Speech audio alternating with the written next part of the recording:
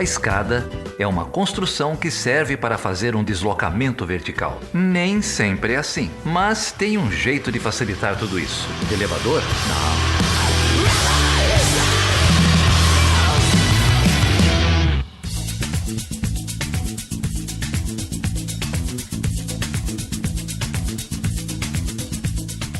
Sejam bem-vindas e bem-vindos a mais um episódio do Chutando a Escada. Eu sou a Débora Prado. E eu sou a Carol Pavese. Tudo bem, Carol? Tudo dentro do possível, né, Débora? Já tô aqui na contagem regressiva para 2022.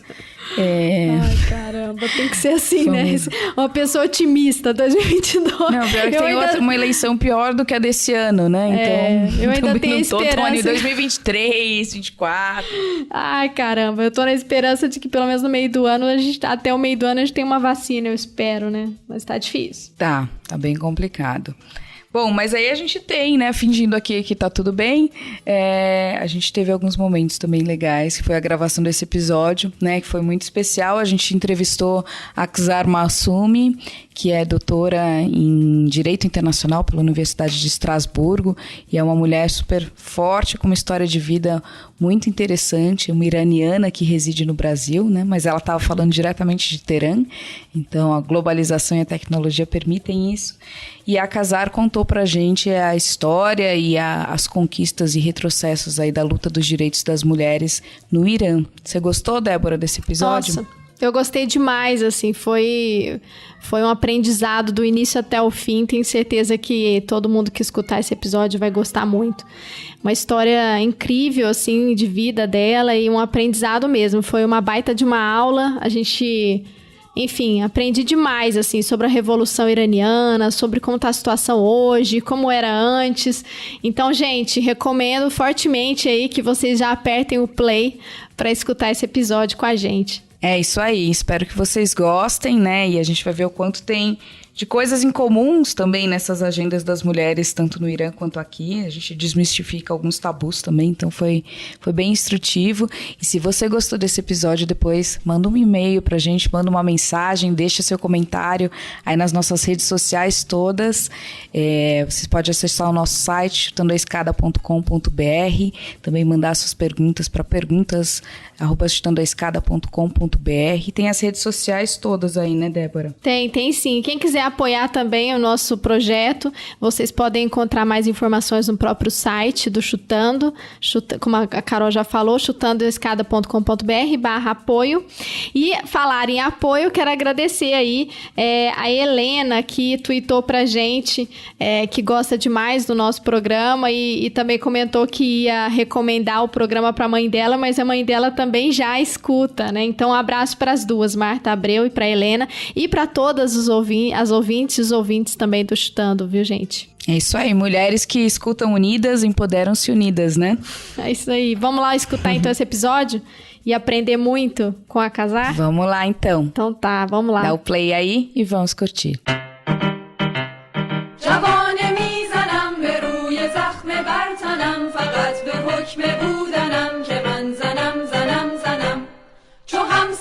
شویم و پا به پای هم رویم و دست به دست هم دهیم و از ستم رها شویم جهان دیگری بسازیم از برابری به همدلی و خواهری جهان شاد و بهتری نه سنگ و سارها نه پای چوب دارها نه گریه های بارها نه ننگ و آرها جهان دیگری بسازیم از برابری به همدلی و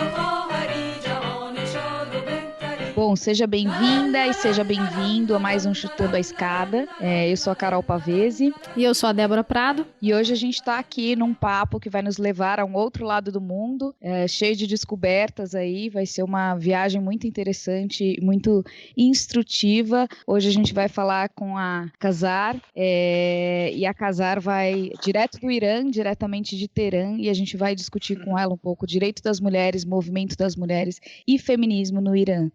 Oi, eu sou Kizar Masumi, eu sou iraniana e agora estou em Teherã, então boa tarde daqui para vocês, e acredito que seja de manhã agora no Brasil, né?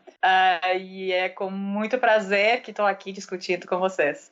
Muito obrigada por você topar bater esse papo com a gente, tenho certeza que a gente vai aprender muito. Bom, Casar, se você quiser se apresentar, né, além de ser iraniana, você também é jurista, Sim. professora e atriz, é isso? Sim, sim. É um perfil meio atípico. Sim, eu sou jurista, eu tenho um doutorado em Direito Internacional pela Universidade de Estrasburgo, na França. Fiz meu bacharel em Teherã, na Universidade de Teherã, em Direito também, e minha especialidade é mais Direito Internacional do Meio Ambiente, mas o diploma é Direito Internacional Público, geral. E quando eu estava na faculdade ainda em Teherã, sim, comecei também uma carreira de atriz no cinema e televisão, que foi interrompida após que decidi viajar para a França para estudar. Só que agora eu estava aqui em Teherã durante a pandemia, a minha viagem foi um pouco mais prolongada por conta da pandemia e recebi uma proposta muito interessante que resisti muito por conta desse espaço de tempo de 14 anos sem ter atuado e finalmente não consegui. E o que estou fazendo é uma leitura muito interessante da peça do Samuel Beckett, Esperando Godot, só que somos 5 atrizes, mulheres, então em vez de homens. O que o Beckett não gostava, aliás, existia um litígio acho que na Holanda, um encenador tinha decidido fazer, durante a vida do Beckett, a peça com mulheres, e ele não tinha gostado e tinha pronunciado palavras bem machistas. Então a gente tem essa ausência de direito autoral de Convenção de Berne no Irã, então podemos fazer essa peça sem autorização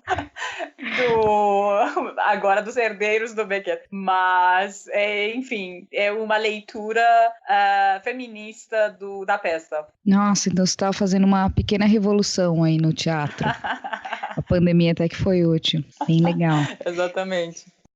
Bom, Casar, como a gente conversou antes, né, para a gente é um tema bem novo e a gente provavelmente, quando a gente fala de Oriente Médio, quando a gente fala de Irã e principalmente quando a gente olha da nossa perspectiva ocidental, os direitos das mulheres e a vida das mulheres no Oriente Médio se recai muitas vezes por uma visão um pouco preconceituosa, né, e cheia de estereótipos sobre uma cultura tão diversa. Então, se você puder contextualizar para a gente um pouco essa questão dos direitos das mulheres e do movimento das mulheres no Irã, acho que seria um bom ponto de partida. Sim, com certeza. Eu não tenho nenhum problema dessa falta de conhecimento, porque como o Irã não é um país desconhecido, porque aparece muito nas notícias, mas que essas notícias têm sempre uma tendência muito estadual, vamos dizer, sobre as políticas e políticas externas. Então, a visão que cria fora do país é uma visão que parece muito ampla, mas ao mesmo tempo não corresponde necessariamente à cotidiana da população. Então, eu durante muito tempo, quando eu morava na Europa, reconhecia essa missão para mim de dar informações às pessoas. Aí, a partir de um certo momento, parei porque pensei que não, realmente é muito exotismo e eu cansei. Quando cheguei ao Brasil 3 anos atrás, vi que existe uma inocência nesse desconhecimento. E, ao mesmo tempo, os iranianos também não conhecem a sociedade brasileira. Então, meio que perdoei essa situação e voltei a reconhecer essa minha missão de compartilhar o que eu puder nesse domínio. Então, não tem problema nenhum para mim de falar sobre a questão bem de modo pedagógico, até não tem problema. Com muito prazer até. Na verdade, uma parte dessa visão meio injusta é da natureza do Irã, porque no Ocidente é muito comum comum falar de um lá, então para lá de Bagdá, né? E um lá comum, como se tudo fosse um país e a mesma coisa, todo mundo vivendo mesmas tradições, mesma cultura, mesma língua, as pessoas parecidas, mulheres parecidas, mas o problema é que o Irã é uma ilha dentro da região. Não somente nos outros países da região também existem diferenças, mas o Irã particularmente é uma ilha, porque não somente não temos uma população árabe no sul do Irã, mas globalmente não somos, etnicamente não somos árabes, mas também a idioma é diferente. Então a gente não fala árabe, falamos persa ou farsi. E também a maioria da população é xiita. Então isso também é uma diferença entre a maioria da população muçulmana da região e do mundo, que são sunitas. Essas diferenças já existem, então faz da população iraniana uma população diferente dos outros povos da região, mas também alguns elementos históricos fizeram outro caminho dos outros povos da região para a gente. Um desses elementos é a Revolução de 79 e o que aconteceu depois dessa revolução. Por isso, para mim, é muito normal dever explicar com muito detalhe a natureza das questões iranianas, porque realmente é muito complexa. Não é normal. Eu insisto sempre, vocês também devem ter sentido isso como brasileiras. A minha versão do Irã, com certeza, tem influência da minha cultura familiar, da minha vivência. Então, eu não posso imaginar dar uma imagem do Irã que seja igual a qualquer entrevista com qualquer iraniana. Também acho que do Brasil a gente pode apresentar várias versões da sociedade brasileira, de mulher brasileira. Então, seja dito que isso é a minha versão. Eu não sou de uma família tradicional. Meus pais eram ativistas políticas de esquerda. Eu não é uma família religiosa. Eu tinha com certeza mais liberdades desde a infância do que muitas mulheres no Irã. A minha tendência política durante muito tempo era reformista. Então isso tudo se juntou ao fato que agora faz 14 anos que eu não moro mais no Irã. Eu tenho muitos contatos, sempre pelo menos uma vez por ano volto, mas não faço mais parte do dia a dia. Então talvez cansei menos, talvez tenho ainda mais energia do que uma mulher que vive isso tudo não de modo de turista, mas como seu quadro de vida o tempo inteiro. Então, eu queria deixar claro que isso tudo deve ser bem estabelecido antes de ouvir a minha versão. Eu queria aproveitar e enquanto você estava comentando sobre a questão de que a sua visão tem muito a ver com a sua experiência, eu queria que você pudesse comentar um pouquinho assim sobre a sua história e a sua relação com o Brasil, como que ela começou, para a gente entender também esse contexto, né? Sim, tem razão. Esse ponto ficou completamente obscuro. Por que ela fala português? Conta pra gente a sua história um pouquinho. Fiquei curiosa. Sim, eu saí do Irã quando eu tinha 25 anos. E fiz 3 vezes o concurso, o exame da Ordem dos Advogados no Irã e não consegui.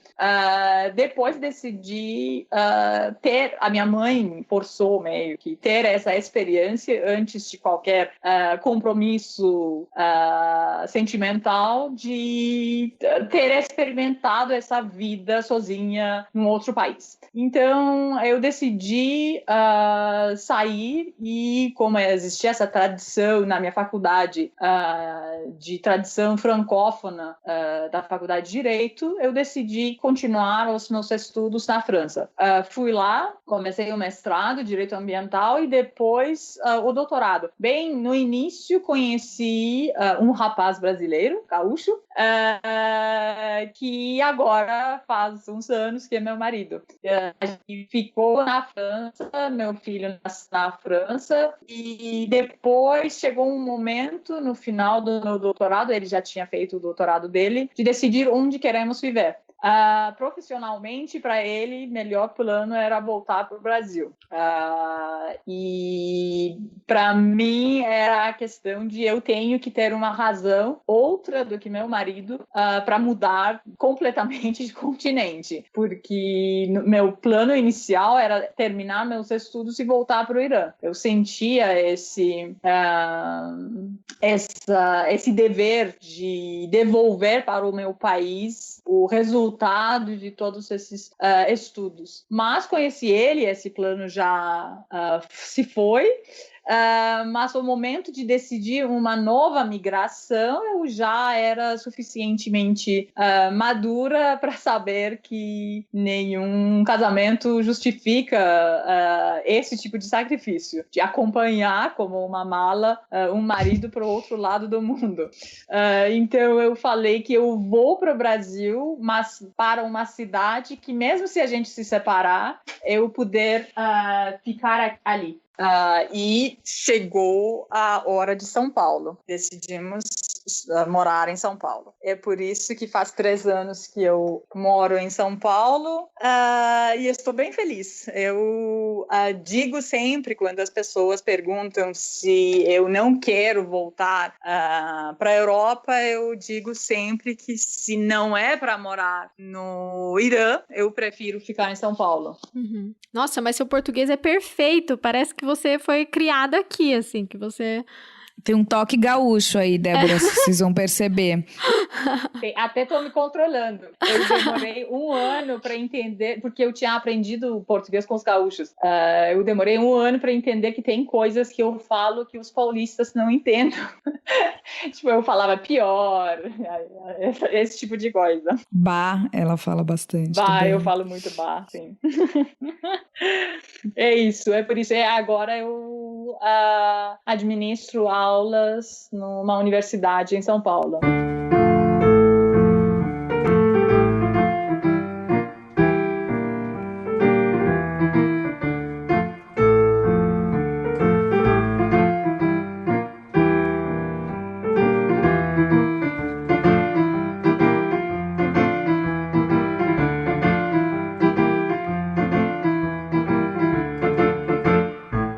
زنم که در میان طوفان‌ها، میان وحشت زمستان‌ها، به شوق صلح بین انسان‌ها، نمانده‌ام دمی ز پا من. زنم که در کشاکش دوران، ز پشت میله‌های این زندان، به عشق این سرای بی سامان، نمانده‌ام دمی ز پا من. لا لا لا لا لا لا لا لا لا لا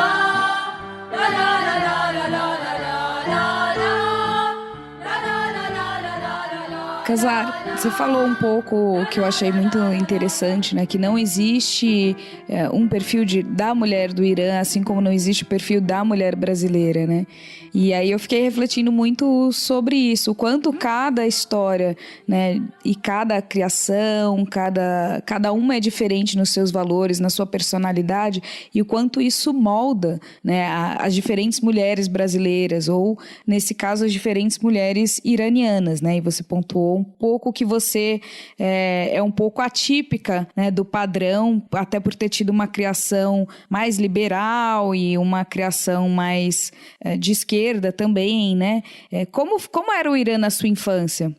Eu nasci, na verdade, num baby boom do Irã, porque aconteceu a Revolução de 79, as pessoas tinham esse sentimento que agora, depois de 2.500 anos de monarquia, o tempo é novo, a Revolução é popular, então vai chegar um novo período histórico, e tinha muita esperança. Então, aconteceu o baby boom iraniano, Só que 2 anos, assim, 3 anos antes do meu nascimento, o Saddam Hussein atacou o Irã. Então começou a guerra Iraque-Irã. Mas mesmo assim, a esperança dos iranianos era que a guerra é uma questão de 2 anos e vai acabar em breve.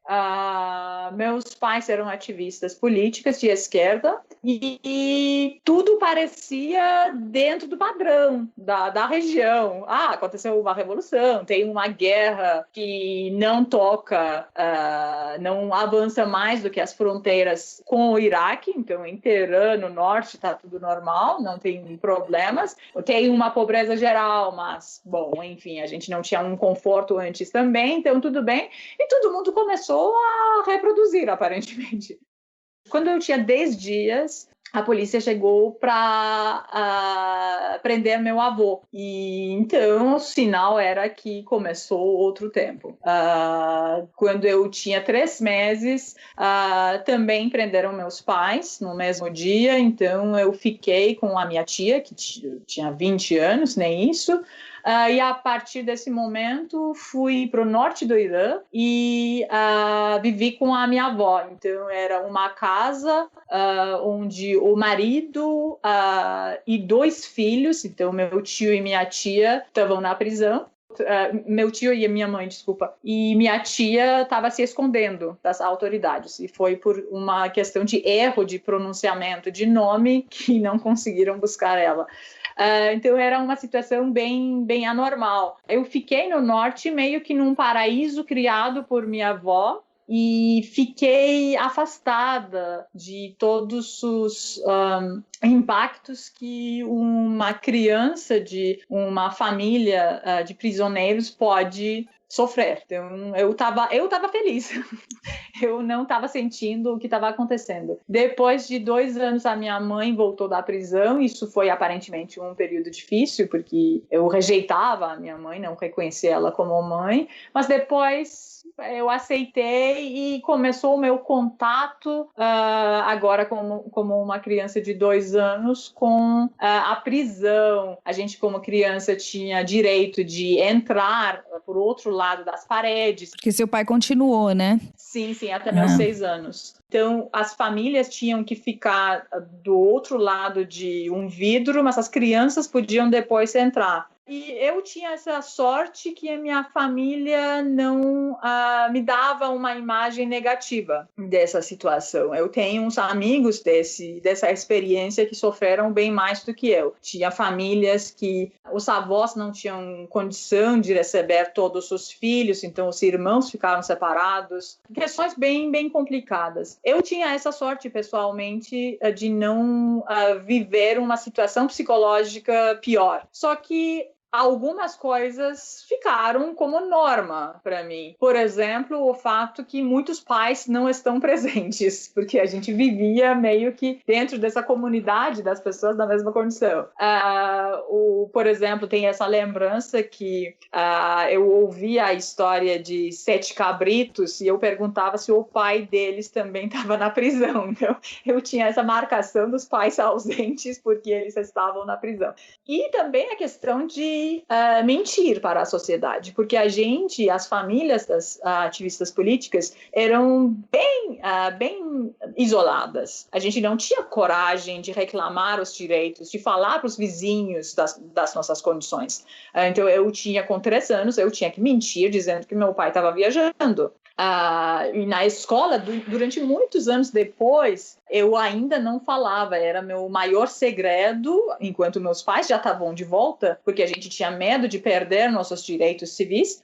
Então eu dizia como um segredo enorme para alguns amigos da minha história. Não faz muito tempo que eu falo disso livremente. Agora, os prisioneiros políticos do Irã têm muita notícia sobre eles, as famílias dão entrevistas para os jornais, etc. Não era nada comparável à nossa condição. Era uma espécie de grupo sem voz que tudo podia acontecer com eles. Então, a gente tinha que proteger nossas vidas, mesmo que seja uma questão de pode mentir para todo mundo quando a gente tem 3 anos. Tem essa história de eu e minha prima indo para o outro lado da parede e normalmente, segundo a lei na época, a minha prima não teria direito de visitar meu pai. Então a gente mentiu dizendo que somos irmãs e a gente não tá nada parecida. Ela é bem brasileira, morena, carioca e eu branco, olhos verdes. E o policial falou, mas como assim vocês são irmãs? Vocês não tão parecidas. A minha prima com 6 anos na época, falou, não, eu puxei para o meu pai e ela puxou para nossa mãe, é por isso. Então uma criança tão jovem tinha essa preparação para mentir para outrem que da sua história mais básica. Então, mas eu fiquei mais protegida ainda comparando com a média da sociedade. Eram anos de guerra, mas eu não vivia em Teherã. Então, porque durante um tempo o Iraque bombardeou as cidades. Então, não ficou só na fronteira, mas as cidades, inclusive Teherã. E eu não vivi isso. Eu só estava em Teherã durante uma noite para visitar meu pai e bombardearam o bairro onde eu estava.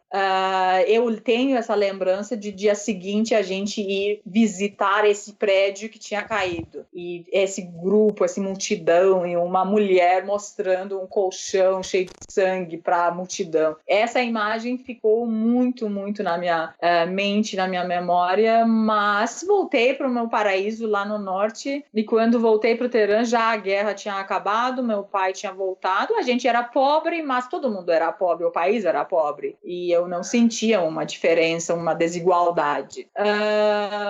E é isso. Depois, eu acho que eu tinha sorte, na verdade, dessa igualdade na miséria e na pobreza. Eu não dava para sentir que estava algo errado.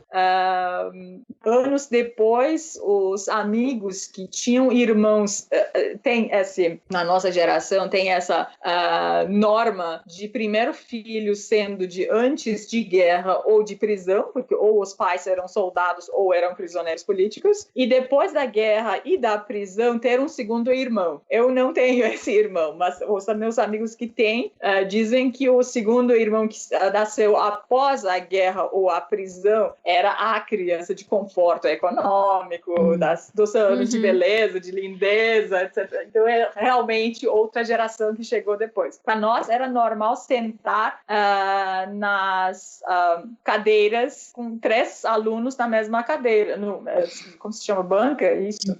Sentando 50 alunos na mesma sala de aula, pequena. Então, isso era a norma na nossa época. Então, eu não sofri tanto desse lado e tinha essa sorte de morar lá no norte. Norte do Irã, para explicar para vocês, tem uma natureza muito europeia, na verdade. Parece Suíça. Então, era realmente um paraíso onde eu estava, porque é sul do Mar Cáspio. Então, é uma banda verde entre as montanhas e o mar. É muito úmido e muito verde.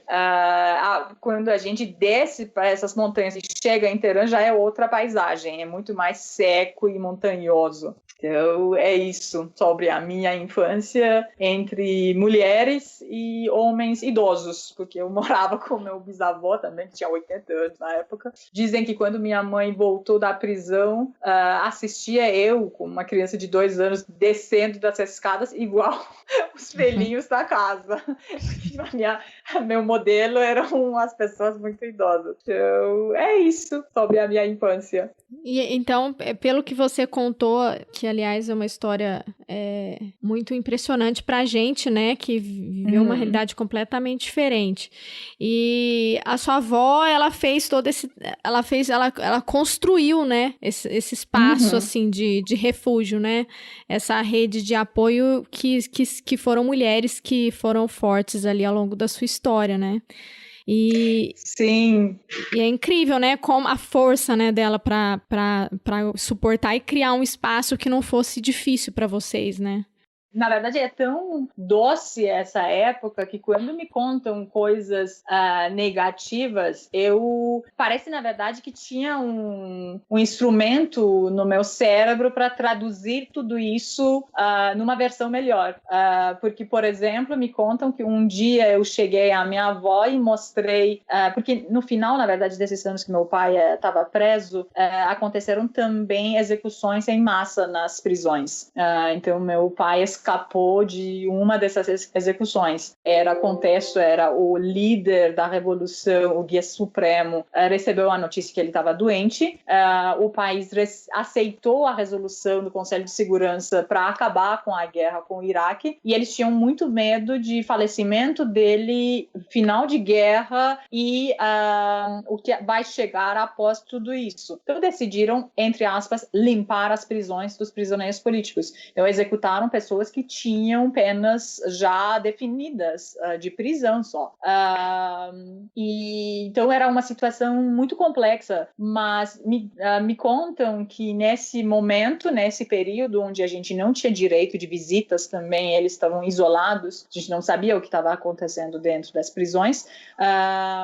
Eu tinha desenhado em 2 folhas, na primeira folha um quarto cheio das pessoas e na segunda um quarto vazio. E eu tinha dito para minha avó que a primeira folha é antes das execuções e a segunda folha é depois das execuções. Ela não sabia de onde eu tinha ouvido isso, mas eu não tenho essa lembrança. Ela que conta desse desenho. Então, aparentemente, apesar desse paraíso, desse espaço, eu tinha recebido algumas notícias, mas ela tinha conseguido traduzir tudo isso com outros nomes. O Chutando a Escada conta com apoio financeiro dos seus ouvintes. Para saber mais, acesse chutandoaescada.com.br/apoio.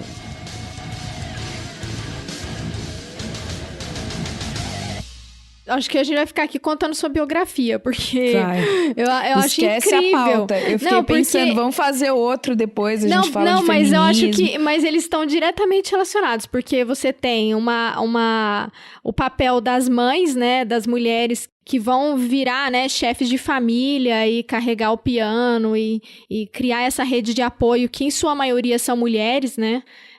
Por exemplo, imagina você com 3 meses, né? O papel dela foi fundamental e criar toda essa estrutura. E quando você me falou, e aí já puxando para as discussões que a gente queria conhecer, quando você me falou da escola, queria que você contasse para a gente como é que foi estudar, né, lá, sendo mulher, né? Que a gente estava dando uma olhada nos dados do Gender Gap do Fórum Econômico Mundial do Irã, e a classificação é bem bom. A gente também tá péssimo, né, no Brasil. A gente pode trazer os dados, mas eu estava olhando que quanto mais próximo do 1, né, na pontuação, mais igualitário, mais equânime, né, o país em termos de equidade. E aí, os mais baixos são participação política, que é 0,037 no de 2020, né? E a participação econômica e de oportunidade. Eu queria que você contasse, porque eu acho que pela sua trajetória a gente vai conseguir ver mesmo como esses dados se expressam, né, na vida das mulheres lá. Sim. A geração, na verdade, antes da Revolução, existia uma tendência da parte do Estado de empurrar as mulheres da elite, com certeza, para o espaço político. A última dinastia tinha só 2 reis. O pai, que chegou após um golpe ao poder, e o filho. O pai, como era germanofil, na verdade, após a guerra, ele foi para exílio e faleceu lá. E chegou ao poder o filho dele, que tinha estudado na Suíça, muito paz e amor, só que após um golpe dos Estados Unidos, que era a reação dos Estados Unidos para a vontade do primeiro-ministro da época, Mohammad Mossadegh, para a nacionalização de petróleo, ele virou um ditador. Isso foi em 53, né? Exatamente. Então, esse último rei, Muhammad Reza Pahlavi, ele tinha, já o pai dele tinha obrigatoriamente proibido o uso de véu no Irã. E isso era, na verdade, um choque para a sociedade. Uma sociedade muito tradicional, com influência da Turquia, ele queria forçar todo mundo de não usar mais o véu. Por exemplo, a mãe da minha avó materna, que me criou, tinha essa lembrança de não sair de casa, porque não queria sair de casa sem véu, e como as casas na época não tinham banheiro, eles, para tomar banho, tinham que ir para a rua. Então, tinham marcado com o dono desse banheiro público de ir durante a noite na escuridão, nos tetos de casas, até chegar lá para não tirar véu. Então, essa geração da minha bisavó já viveu essa coisa. E havia uma fiscalização para quem tivesse e repressão?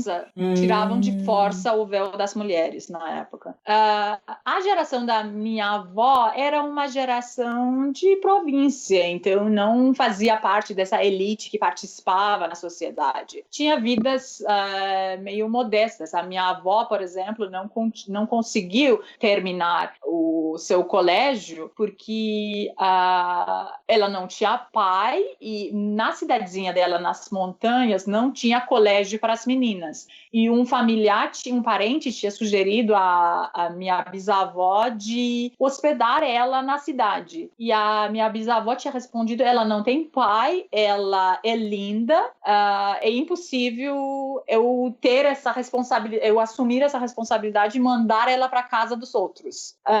Então ela, muito talentosa, nunca conseguiu terminar o colégio e casou muito cedo com a minha avó, com o meu avô. Acho que ela tinha 18 anos, 17 anos talvez, quando casou.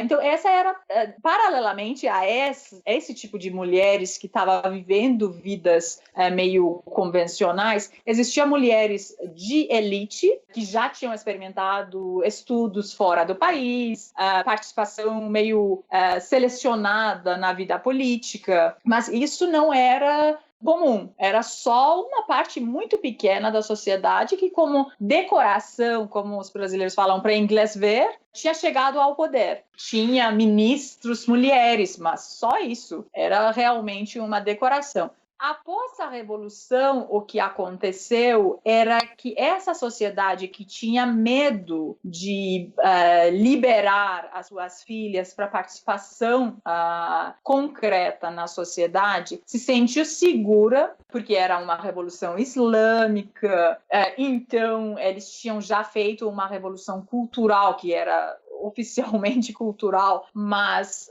realmente era fechamento das universidades, demissões dos professores que podiam ter ideias diferentes do Estado e limpar, na verdade, as universidades. Após essa época, a vantagem dessa época era a participação de mais mulheres na sociedade. Isso a gente não pode negar. Muitas famílias religiosas e muito tradicionais aceitaram mandar as filhas para as universidades, aceitaram as filhas trabalharem. Então, se esse governo, esse Estado religioso aceita, quem é a gente para não aceitar? Isso com a Revolução de 79, desculpa, mas só para contextualizar aqui na cronologia. Então, a gente estava falando do Pahlavi de 53, né? E agora pula para a Revolução Iraniana de 79, né? Que com o apoio dos Estados Unidos, a queda, né, do Pahlavi enfrentando a oposição. Essa também é uma versão que a gente pode debater, mas num outro momento. Na verdade, o que aconteceu era que, quando tudo estava já uma bagunça, a Revolução tinha já um corpo concreto, os Estados Unidos não apoiou. Não podiam dar mais um golpe e não deram. Era praticamente isso. Senão, era já muito tarde para reverter a situação. Mas depois da Revolução de 79, aconteceu justamente como consequência não imaginável, secundária, não fazia parte dos projetos do novo Estado, mas era uma consequência natural, a participação de mais mulheres. Com certeza, essas mulheres eram mulheres que passavam desses filtros do Estado, como os homens que chegavam no poder. Então, é uma parte da sociedade que tem um passado marcado de ser muçulmana, ideologicamente ativa. Então, não é qualquer pessoa, ou de famílias tradicionais, então completamente apolítica. Senão, as mulheres como a minha mãe foram presas, não podiam participar da sociedade. A minha mãe tentou voltar, porque ela não tinha acabado ainda a faculdade, após a prisão, tentou voltar para a faculdade, não deixaram. Ela tentou durante vários anos, até que não conseguiu, e anos depois ela fez um novo concurso e foi para uma universidade privada, mentindo sobre seu passado político. Dentro desse espaço de tempo, eram mulheres muçulmanas, ideologicamente muçulmanas, ou tradicionais que estavam ocupando o poder. Já era bastante coisa, porque a gente tem que aceitar a natureza dessa sociedade. Então, na minha infância, eu tenho que dizer que as escolas no Irã são separadas. Então, a gente tinha uma escola só de meninas. E o currículo é diferente, desculpa, mas é que você vai falando, eu vou ficando curiosa. O currículo era diferenciado também? Como assim? Algumas matérias, alguns conteúdos são direcionados para os homens e as mulheres estudam outras coisas? Não. Não tem esse filtro, né? A gente só tinha uma matéria que acho que os meninos estudavam coisas mais técnicas e a gente estudava como costurar, esse tipo de coisa. Mas acho que era só isso que era diferente entre nós. Senão o esporte existia para nós também, não era diferente. O véu era obrigatório. Dentro de uma escola de menina, a gente ainda estava com véu, nossas professoras também. Tudo muito azul escuro, preto, nada a ver com o mundo de criança. Isso tudo já mudou. A minha geração, na verdade, viveu a pior imagem em comparação com outras gerações. Agora já está bem mais diferente. Mas, sim, era um espaço que as mulheres tentavam ocupar, mas não era tão fácil. Quando eu cheguei na faculdade, a minha faculdade, que era uma faculdade muito tradicionalista, muito. A especialidade na minha faculdade é receber os filhos dos grandes clérigos iranianos que não conseguiam mandar os filhos para escolas religiosas. Então, não quer virar clérigo? Não tem problema, pelo menos vai fazer a faculdade de Direito. Então, os meus amigos serão todas das famílias bem diferentes da minha família. Quando eu cheguei na faculdade, 60% da minha turma eram mulheres. E dava para ver que os nossos professores, que a maioria absoluta eram homens, não tinham preparação para debater com as mulheres. Isso era bem marcante. Dava para ver que a gente tinha chegado bem recente nesse ambiente e incomodava.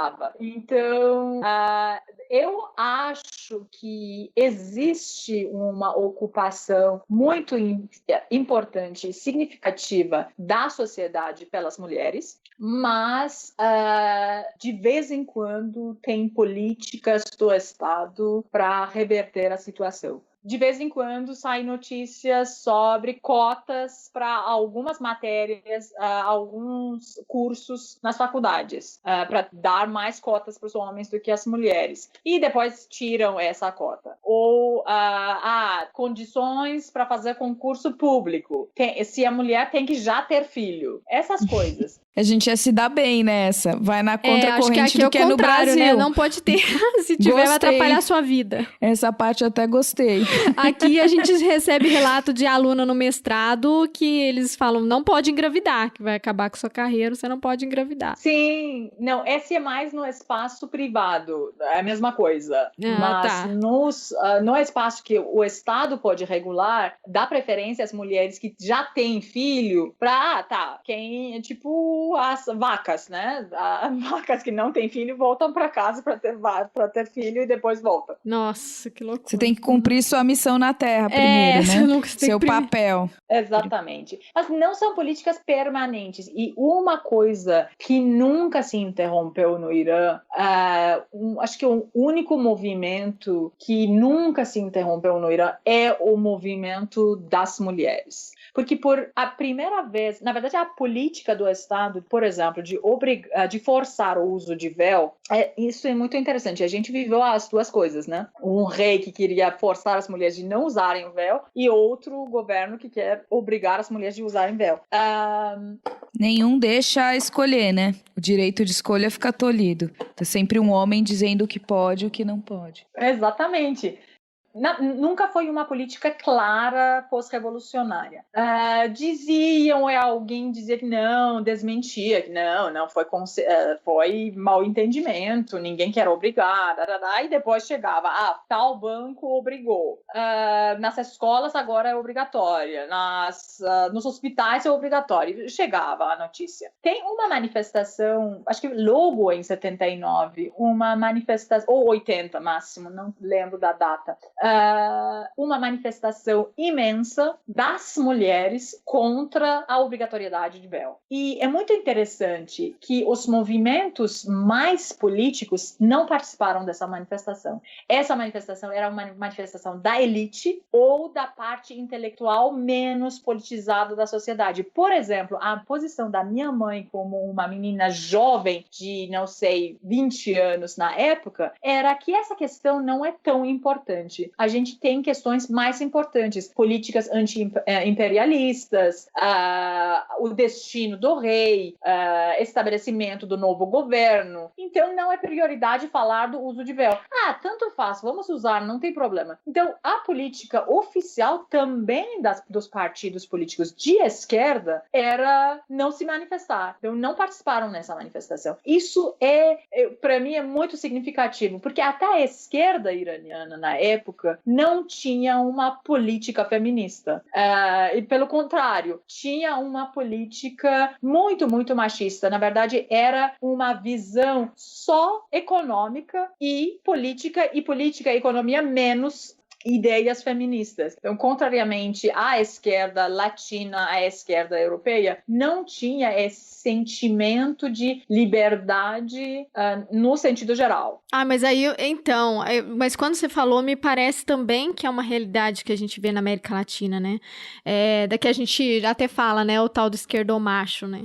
Que mesmo dentro dos movimentos de esquerda, muitos deles não apoiam, né, a luta das mulheres, né? E, inclusive, por exemplo, a gente vai agora, né, as eleições se aproximando no Brasil e tal. Poucos partidos e poucas lideranças de esquerda, que na sua maioria tem homens ali encabeçando, né, quase todos, apoiam, por exemplo, a questão do financiamento de mulheres, né, quando teve aquele escândalo das cotas. Eu acho que é menos, mas é mais mascarado, né, tem aquele verniz de que não, as mulheres têm que ter o espaço, mas aí chega na hora H, não, é um problema marginal, a gente não tem que discutir isso agora, tem outras coisas mais importantes. A questão em pauta era muito chocante. A gente não estava falando sobre participação das mulheres na sociedade, a gente estava falando sobre vestimentos, sobre o uso de véu. Pelo menos na América Latina tem essa visão de liberdade no total. Eu acho que a esquerda ia aderir nessa ideia. A gente está falando de direito básico de escolher sua roupa. E não apoiaram. Isso foi muito marcante. Mas se a gente traçar um paralelo, né, assim, o véu, ele é um símbolo também religioso, né, então também tem um vínculo com essa força da Sharia. Se a gente for olhar aqui também alguns grupos religiosos que também tentam, a gente ainda, embora você tenha liberdade, você ainda acusa a mulher de ter usado a roupa muito curta, de ser provocante, né, então assim, você pode sair, mas você vai pagar um preço por isso, né, eu acho que a gente tem esse falso moralismo aqui da nossa sociedade.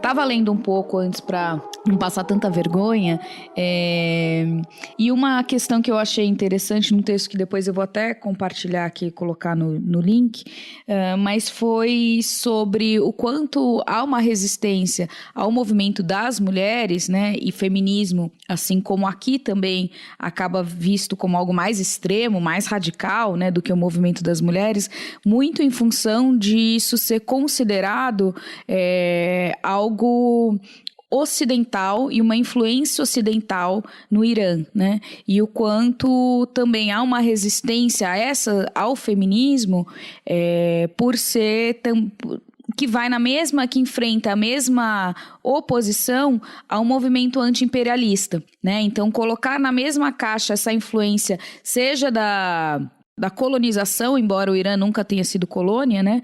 Mas na região, desse passado colonial da região, ou seja, essa influência norte-americana muito forte, esse imperialismo tão intervencionista nas questões cotidianas do Irã, né? E aí tenta-se utilizar desse argumento anti-imperialista para também se frear essa conquista das mulheres. Você acha que esse argumento procede?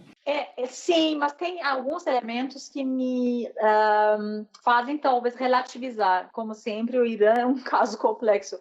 Na verdade, tem na história um momento que o último rei, Mohammad Reza Pahlavi, decidiu fazer que ele chamava de Revolução Branca, de oferecer alguns direitos para a sociedade. Entre esses direitos, era o direito de participar nas eleições para as mulheres, então o direito de votar. Na época, os líderes religiosos eram contra essa revolução, inclusive esse direito.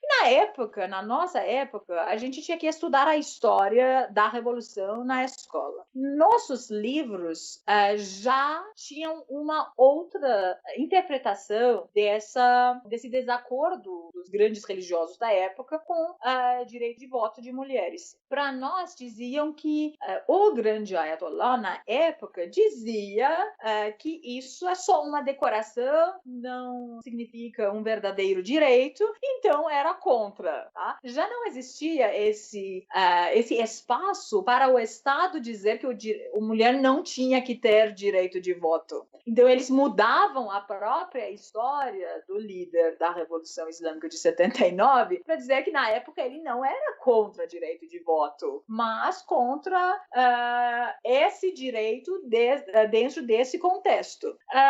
E logo após a Revolução, já as mulheres tinham direito de voto. Então, isso é verdade.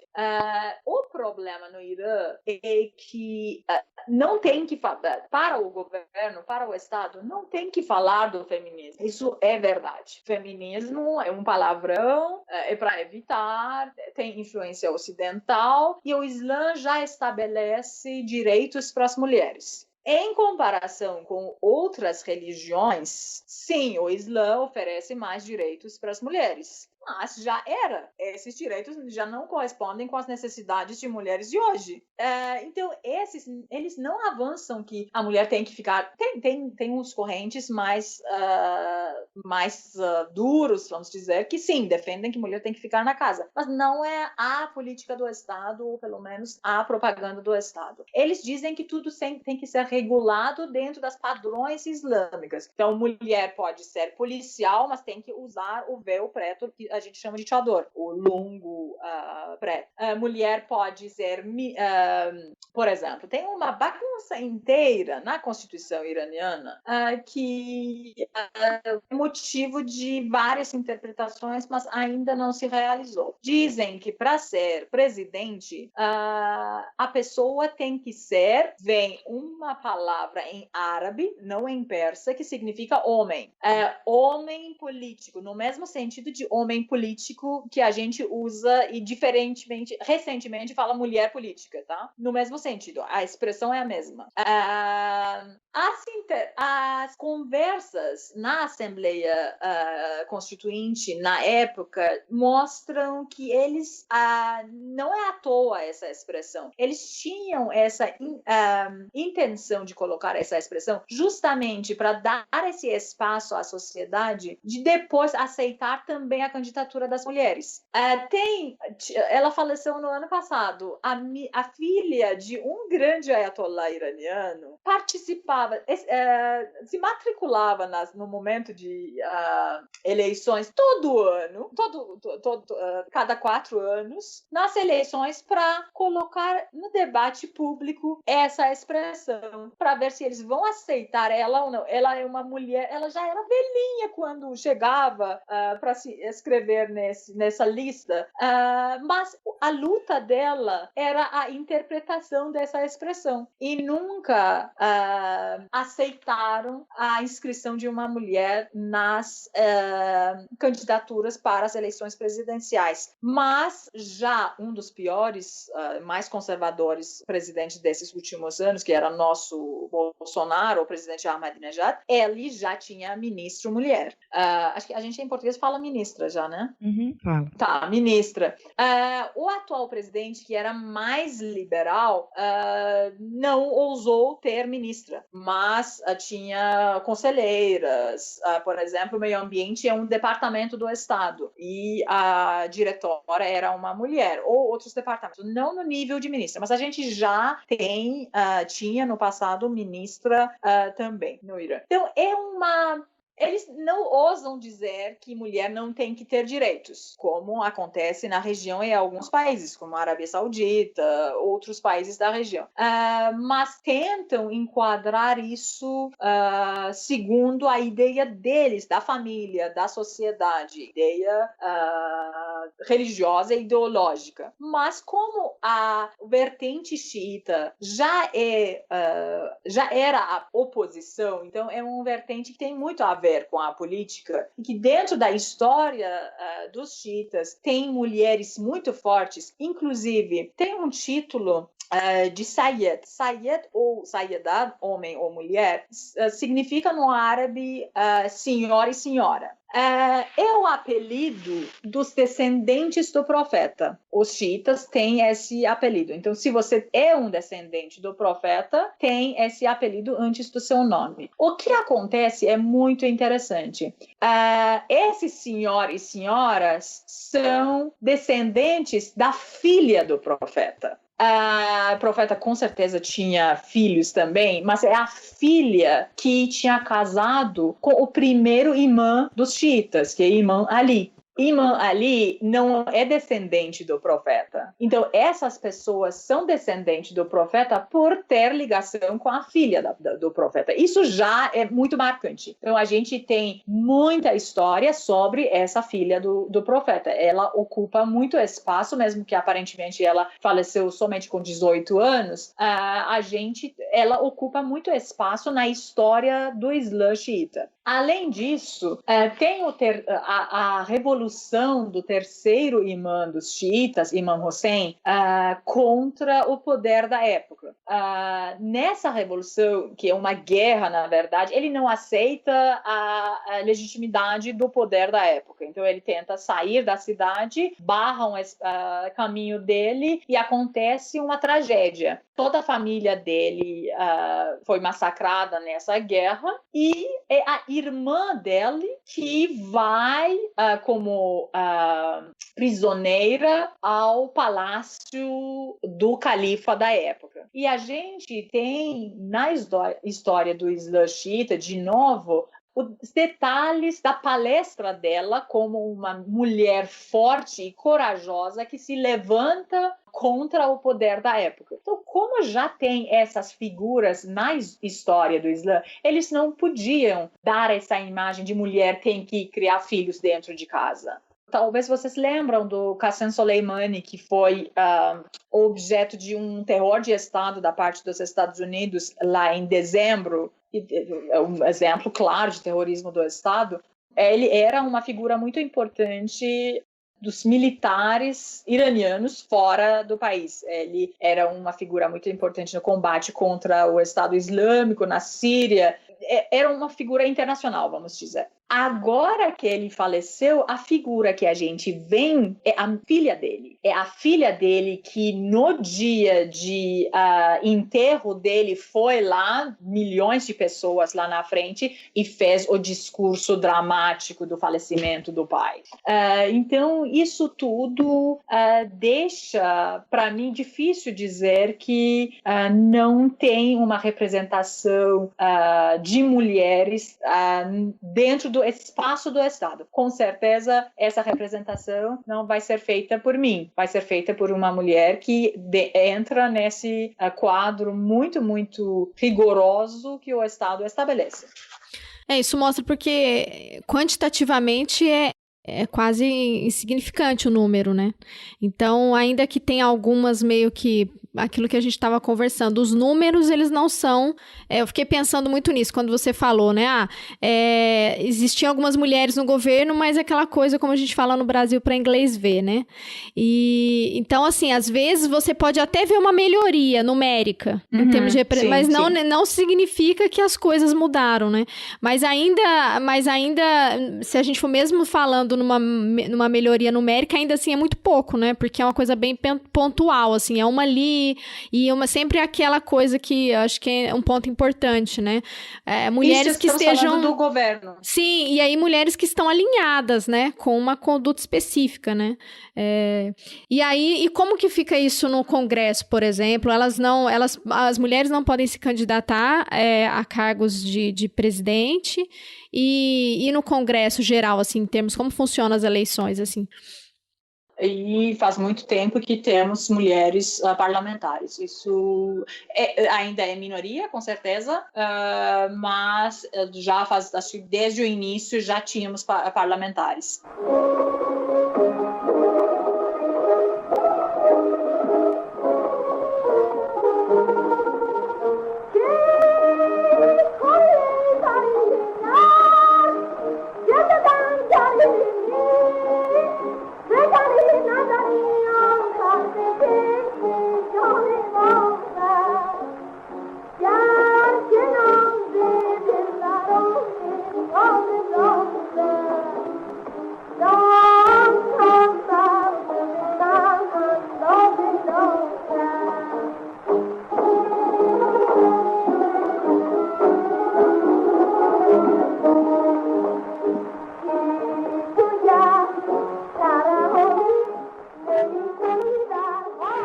Quando você estava falando um pouco dessas lideranças, principalmente dos xiitas, né?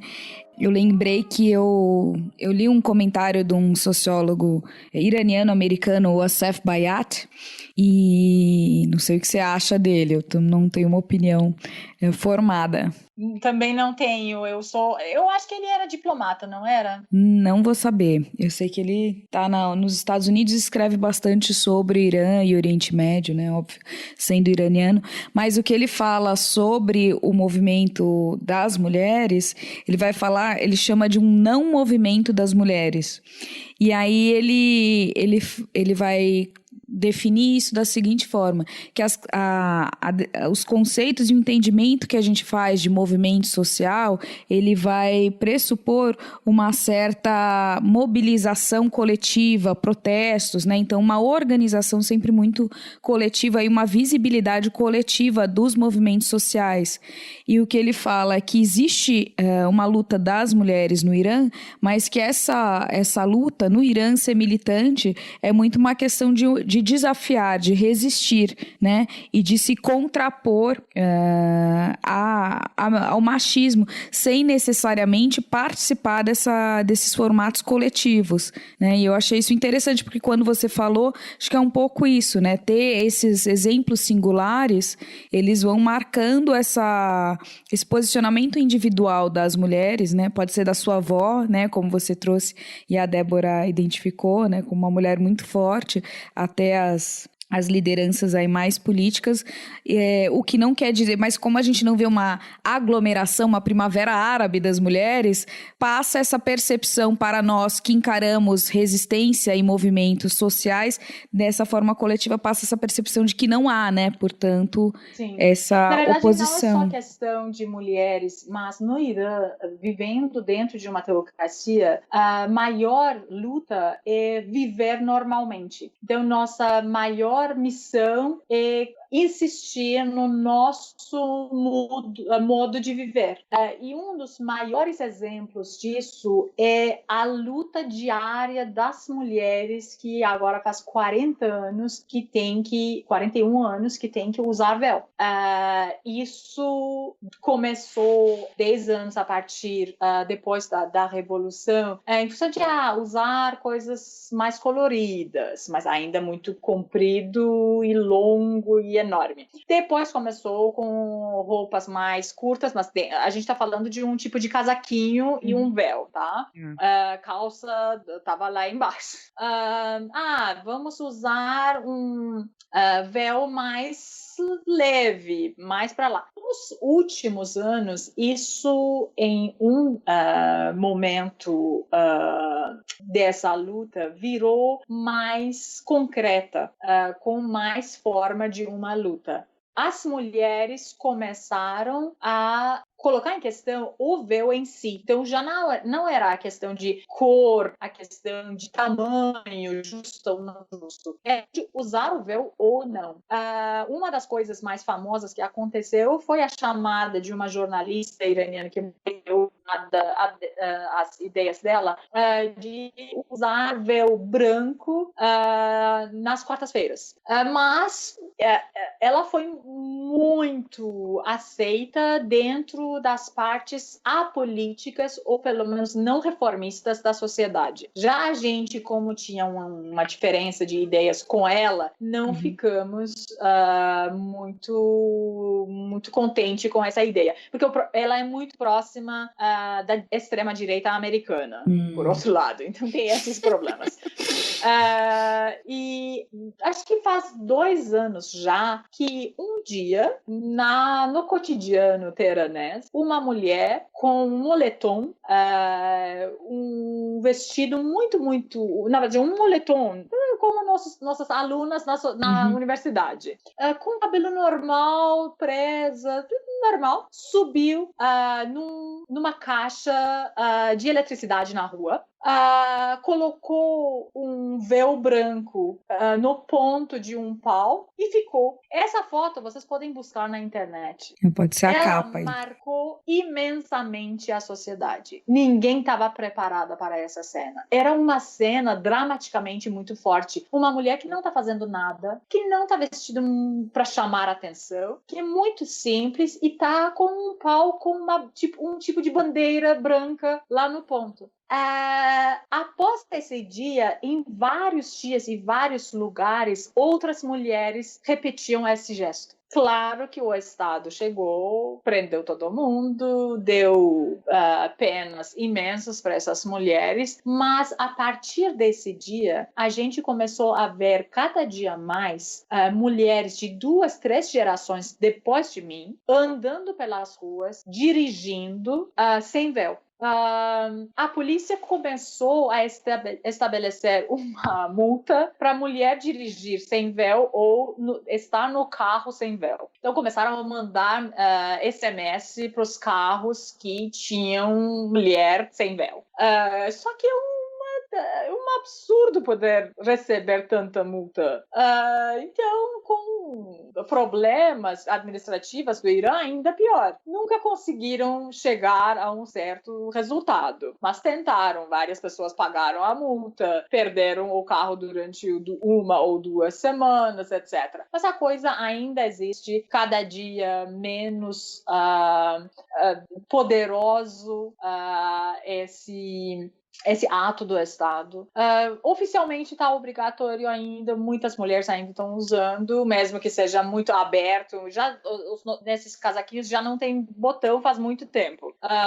Já vi nas ruas mulheres com camisas cropped e véu e esse casaquinho. Então a gente já está vendo barriga da mulher, mas ela está usando.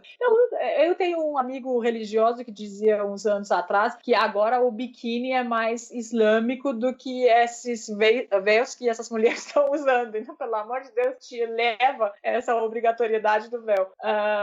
É menos sexy um biquíni do que o que elas estão usando nas ruas. Mas, sim, não é um movimento concentrado, não tem uma liderança, mas é muito marcante. É a única luta que o governo nunca conseguiu apagar completamente. Cada verão que tá quente inteira começa mais uma revolução. Então, já é uma luta perdida. Só que o Estado precisa, para aderir mais e deixar mais feliz seu corpo de apoio, precisa insistir ainda sobre essa política.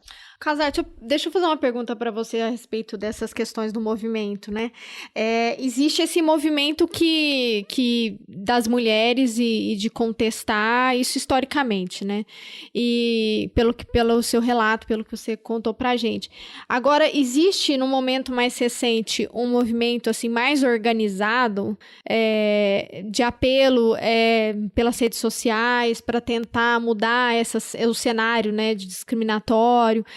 Eu perguntei isso porque eu queria, além disso, tentar entender um pouco com relação à discriminação legal, né, que existe, assim. Se existe ainda, como que funciona? Porque eu antes das nossas conversas, eu tinha lido uma reportagem que falava, por exemplo, que a mulher precisaria da autorização do marido para viajar para fora do país, que se um motorista bate em um pedestre, se for homem, é um preço que é pago depois, né, de compensação para a vítima, e se for mulher, paga menos. Existe isso mesmo? Ou, enfim... Direito de mulheres é tão péssimo como o direito canônico de mulheres é péssimo. Então, nisso não tem nenhuma dúvida, não corresponde em nada com a sociedade de hoje. Sim, podemos dizer que era uma religião mais recente, então tinha já umas melhorias. Mas, comparando com anos de 2000, ainda é horrivelmente atrasado. Sim, existe uma discriminação sistemática a partir dos direitos de mulher no Islã. Então, a parte da legislação que é islâmica reflete completamente uma discriminação sem falta. Sim, começa por herança. Mulher recebe menos do que homem. Começa por essa indenização de indenização corporal ou mesmo no caso de falecimento. As ideias estão ainda de uma sociedade onde a mulher não ocupava espaço econômico. A mulher não era chefe de família. Então, uma família perder seu filho, perder seu marido, sofria mais danos do que perder sua esposa ou sua filha. Ainda é muito marcante essa ideia da importância da mulher na sociedade. Direi, por exemplo, a mãe pode ter a guarda do filho após a separação para a menina até 7 anos, para o menino até 3 anos. E mesmo assim, se a mãe se casar, ela vai perder a guarda do filho, a não ser que seja por acordo com o ex-marido. A preferência é do avô paterno, do tio paterno, do bisavô paterno e não a mãe. Então, é ainda a visão de essa mulher precisa casar e quando casa, o novo marido não vai aceitar os filhos, então Ou a mulher não tem remuneração, então quem pode pagar é a família paterna. Enfim, ainda essas ideias que não combinam em nada. Direito de divórcio, por exemplo. A gente criou um absurdo jurídico para poder preencher esse espaço de ausência de direito de pedir divórcio da parte da mulher.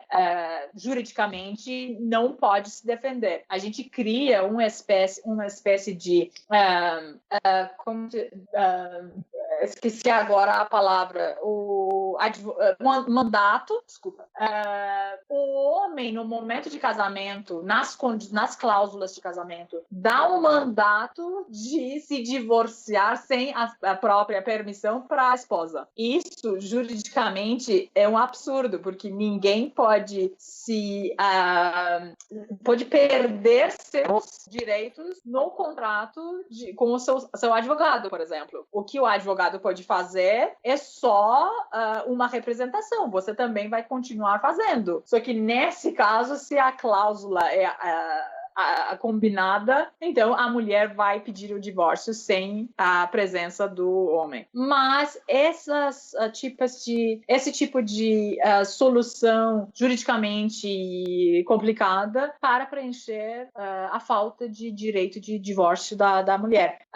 É uma situação absurda, de novo, o que você mencionou, Débora, sobre receber passaporte ou sair do país. Até o momento que a gente é solteira, não precisa de autorização do pai. Quando está casada, precisa de autorização do marido. Então é um absurdo. Você precisa? De novo, eu não preciso porque meu marido é estrangeiro. E essa lei da guarda das crianças, no caso de marido estrangeiro, também não se aplica? Não se aplica, de novo. É um absurdo. Aí, nesse caso, a mulher é importante, né? Nesse caso. Que o estrangeiro, ele tá abaixo da mulher. Ele vale menos. Exatamente. Não somente a gente sofre por esse pensamento atrás das leis islâmicas, mas também por bagunça que é o Estado. Não é um Estado. Imagina um Brasil administrativamente pior com uma teocracia. Então, é mais ou menos isso. Quanto vocês podem sofrer de falta de uma bagunça administrativa ou política no Brasil, imaginam que isso seja sistematicamente contra as liberdades individuais. A gente está sofrendo por dois lados.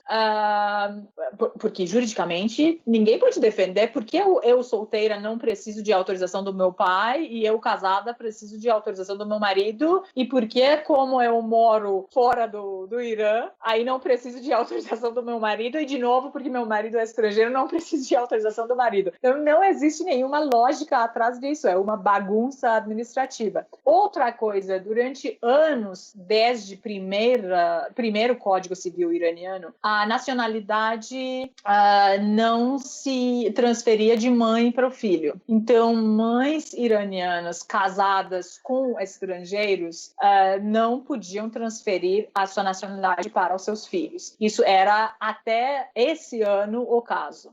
Durante esses últimos anos, por exemplo, meu filho não tem nacionalidade iraniana ainda.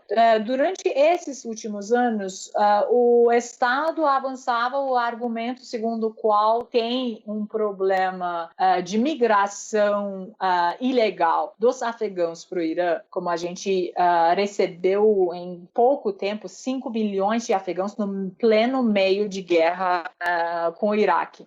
Isso ficou muito complexo, porque é muito simples chegar no Irã. No Irã, normalmente, é a parte mais, na verdade, menos favorecida da população afegã. O resto vai para a Europa, o continente América. Mas eles não queriam, e existe muito casamento forçado de mulheres iranianas para os homens afegãos. Meio que na região, os pais vendam as filhas para os homens afegãos.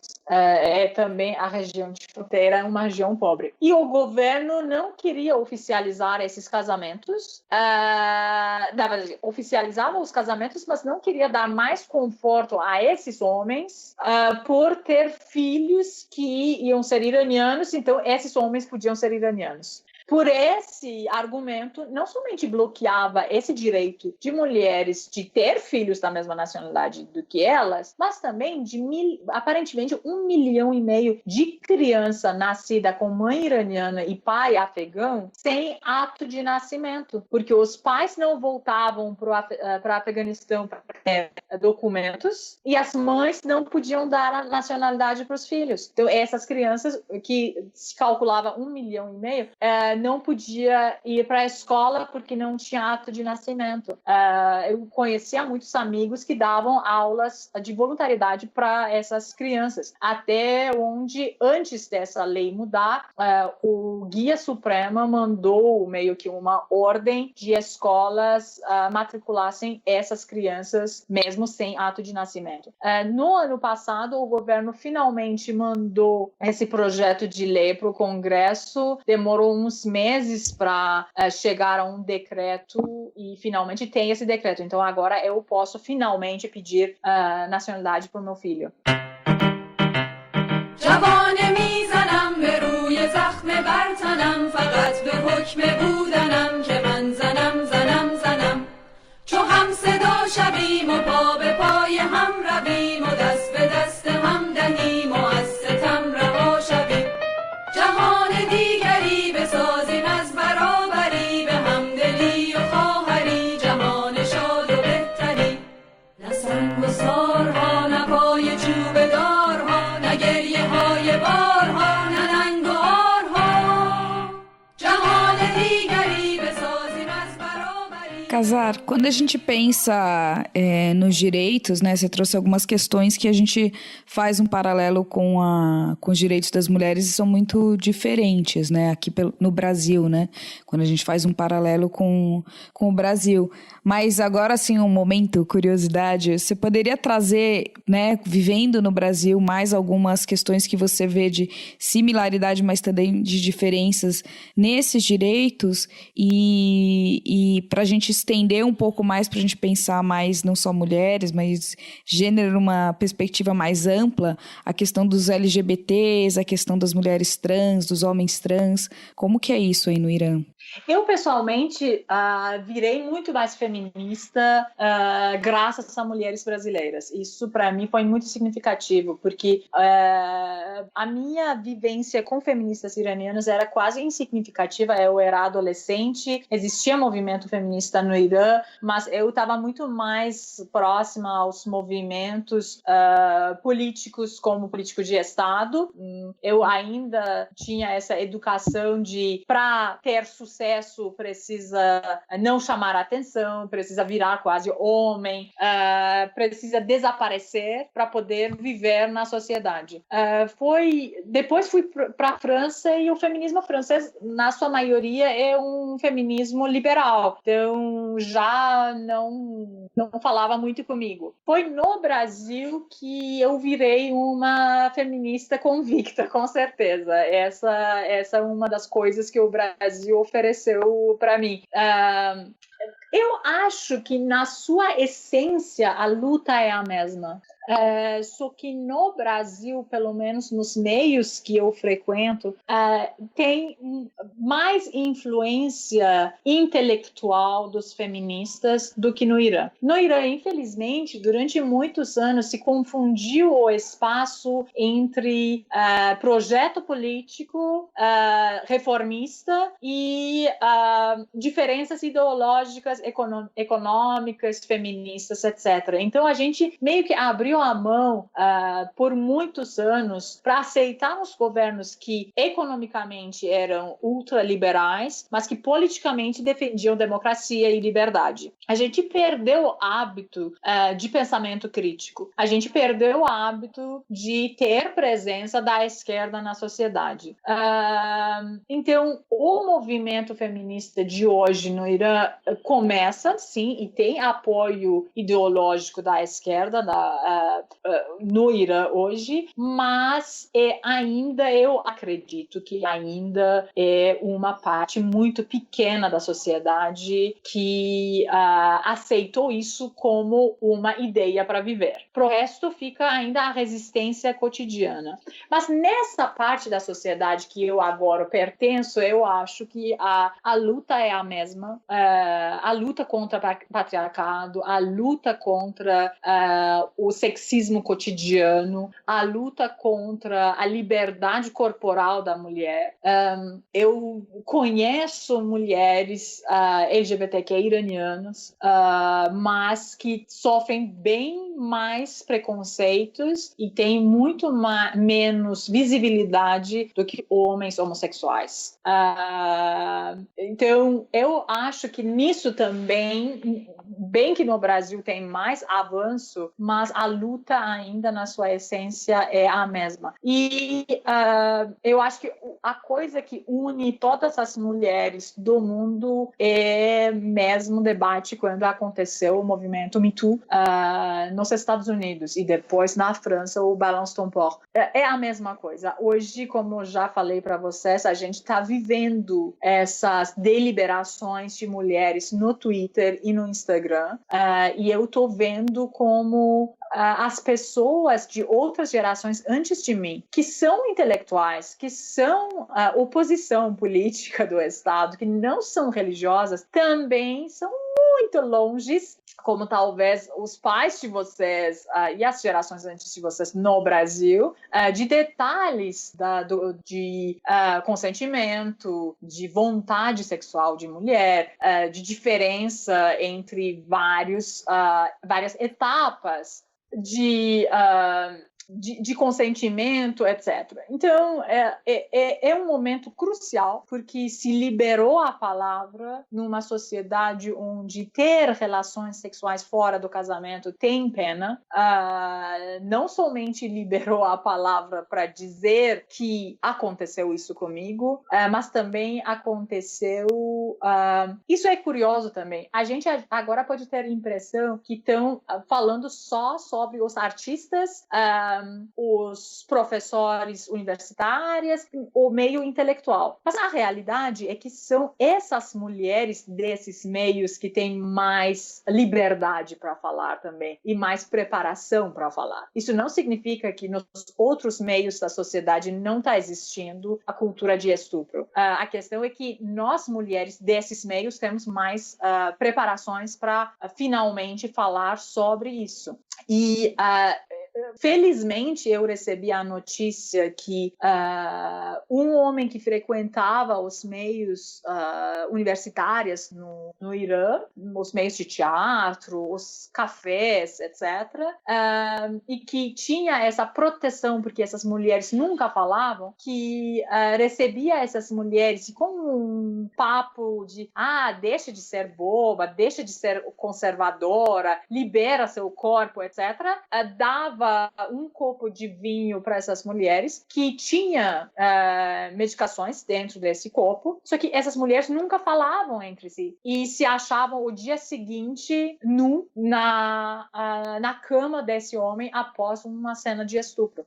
Muitas mulheres começaram a falar sobre esse homem, várias histórias datam de 10 anos atrás, mas mesmo assim, como foi uma série de manifestações de mulheres nas redes sociais, sobretudo Twitter, a polícia, não como através do Ministério Público, mas como protestos, reclamações individuais, aceitou de receber as reclamações dessas mulheres, e o que era muito importante para as advogadas e advogados era que a polícia vai perguntar algo sobre a bebida alcoólica que você tomou, que também é proibido, por que você foi para a casa de um homem solteiro, sozinha, todas essas questões religiosas. A polícia não fez nenhuma pergunta sobre esses elementos para dar esse espaço para as mulheres poderem se manifestar. Então, é um movimento muito delicado, é um dos raros movimentos que eu conheço nesses últimos anos no Irã, que está durando dias e semanas, já estamos na 3ª semana, homens de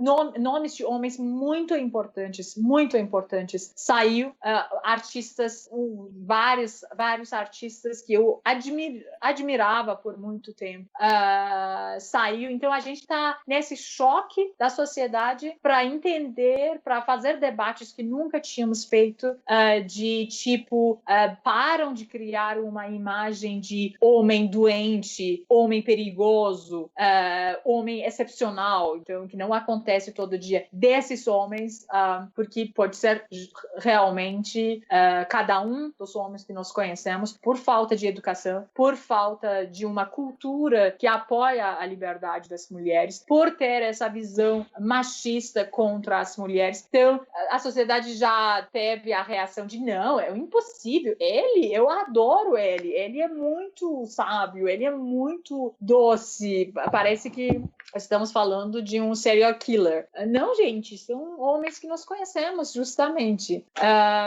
E a gente está vivendo um momento de reflexão em comum. Isso eu acho que, mesmo que pode, como sempre, ter histórias falsas, mas é a minoria e a gente está aprendendo muito. Mesmo que não chega por questões típicas de direito, porque é muito difícil juridicamente, a ciência jurídica não tem essa preparação para aceitar sem testemunha, sem traços, etc. O estupro e outros problemas ligados, mas a gente está aprendendo muito em coletividade. O papo estava no Twitter, agora está chegando no Instagram, e no Irã, quando chega no Instagram, significa que está chegando nas famílias. Então está saindo dessa elite jovem que está no Twitter e está chegando para a sociedade.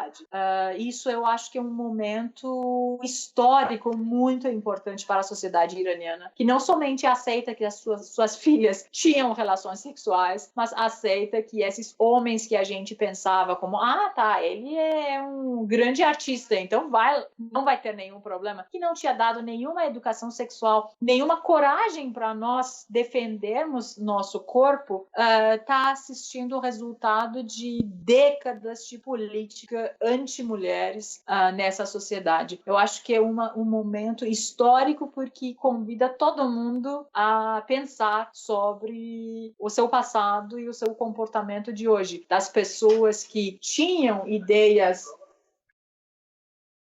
de aceitar que tem que escutar a mulher, que esse espaço foi roubado de mulheres e de nós, mulheres. Isso é mais forte de pensar durante anos que foi nossa culpa, o que eu fiz naquela noite, o que eu fiz durante esses anos para ele ter esse comportamento, e depois entendam que foram dezenas de mulheres com aquele homem na mesma situação. Várias dessas mulheres com esse homem específico diziam que se criticavam por não ter suportado um copo de vinho.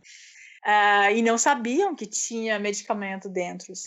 Então, é muita informação para a sociedade. Eu já tenho amigos e amigas que estão dizendo que já estão entrando no momento de não suportar mais nenhuma notícia. Tenho amigas que dizem que acordam na madrugada para ver se saiu um novo nome ou não. Então, é duro, é difícil, é um sofrimento também. É um momento muito pesado, já numa sociedade que notícias boas são raras, que seja de embargo, ameaça de guerra, etc. É o cotidiano. A situação econômica é péssima, a inflação é horrível, então se acrescentou mais uma notícia pesada. Mas todo mundo tem, pelo menos no meio que eu frequento, essa consciência do que é um momento histórico que a gente está vivendo. Importante, né? Talvez isso faça... porque da última eu tive lendo lá na BBC falando que o Irã negou, né? Rejeitou discutir, por exemplo, educação sexual nas escolas, né? Talvez isso mude, assim, para uma discussão mais estrutural, né? Eu vi que começou que um dos tweets foi de uma jornalista, né? Que ela falou que é o Mosque Me Too, não é isso? Não sei se é assim que pronuncia.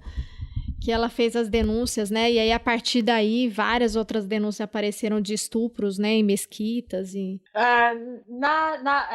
Esse jornalista sobre as mesquitas eu não sei, mas o que aconteceu foi muito banal. Um homem tweetou com um perfil não claro de como pegar uma mulher. Completamente o tweet era contra consentimento de mulher. E quando ele tweetou isso, normalmente ele não pensava que uma mulher vai fazer um quote sobre esse tweet dizendo foi assim que ele me estuprou no ano passado. Simplesmente assim começou esta vez. Entendi. Eu queria saber. Depois chegou aos nomes das celebridades.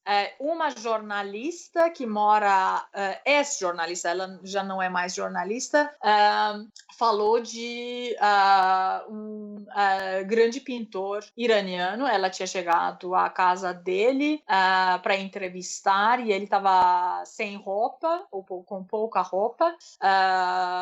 E forçou ela a abraçar e pegou ela nos braços. Ela conseguiu sair da casa dele e quando ela estava tomando água lá na rua e após esse choque, ele subiu vestido e pediu para ela, quando a gente vai começar a entrevista? E eles foram no museu para ele comentar e ela fez toda essa entrevista e só falou pro chefe dela depois, nunca mais me manda entrevistar ele, mas nunca falou. E por acaso ela na sua carreira de jornalista, ela era uma pessoa muito confiável. Então quando ela relatou, ninguém podia ter dúvidas. Esse movimento que você falou, né, eu tinha visto, mas eu não sabia muito bem como tinha começado, porque eu vi que algumas mulheres começaram a falar sobre eu não sei o que significa, Hajj, o que quer dizer? A peregrinação na peregrinação, Meca. Elas começaram a falar que tinha acontecido assédio e abuso durante a peregrinação. Sim.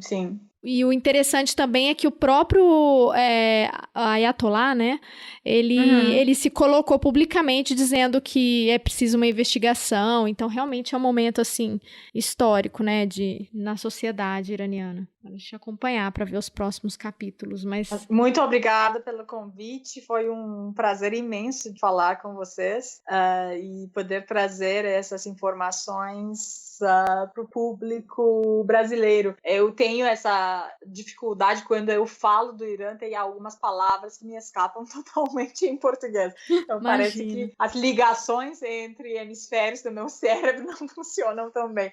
Mas eu espero que o que falei já seja claro e que seja mais um elemento para ver como essa luta é global, apesar de todas as suas diferenças, e que realmente estamos juntas. Você acabou de ouvir mais um episódio do Chutando a Escada. Para apoiar, acesse chutandoaescada.com.br/apoio.